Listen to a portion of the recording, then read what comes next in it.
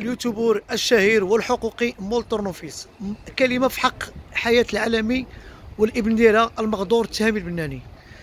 حياة العالمي، هاد الكلمة اللي أخص بها الموقع ديال أشكين. حياة العالمي كنعتبرها الحقوقية الأولى في المملكة المغربية، بطلة ومناضلة حقيقية. أنا يعني كنتكلم معك كحقوقي.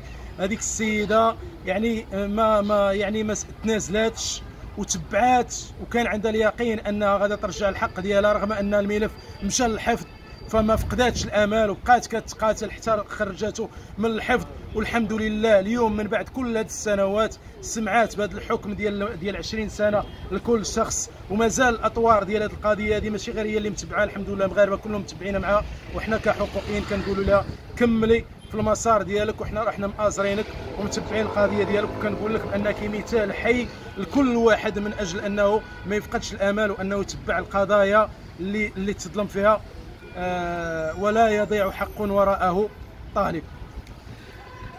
كلمة في حق تامر البناني رحمه الله، شاب من شباب المغاربه اللي ترتكبات في حقه واحد الجريمه في واحد الوقت، كنقولوا الله يرحمه.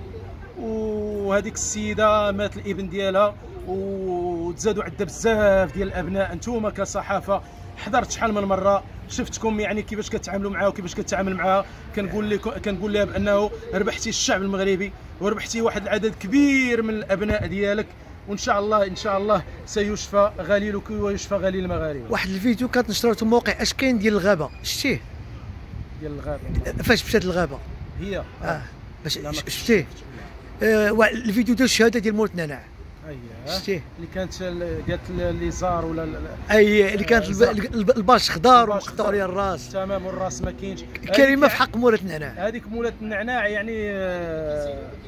يعني التصريح اللي قالت كيستوجب اعاده فتح التحقيق منذ بدايه الجريمه، لان هذا الشيء اللي قالته مولات النعناع ما كانش في المحاضر ديال الدرك الملكي، واللي قالته حصريا على موقع اشكين. تماما، قالت يعني بان الراس مقطوع وانه كاين باش خضر على هذا السيد. هذا الشيء ما كانش في المحاضر ديال الدرك الملكي، فالتصريح ديالها هي بوحدها يستوجب اعاده فتح التحقيق ديال هذه الجريمه منذ البدايه ديالها، اي منذ حضور الدرك الملكي والتقريرات والمحاضر اللي كانوا داروها.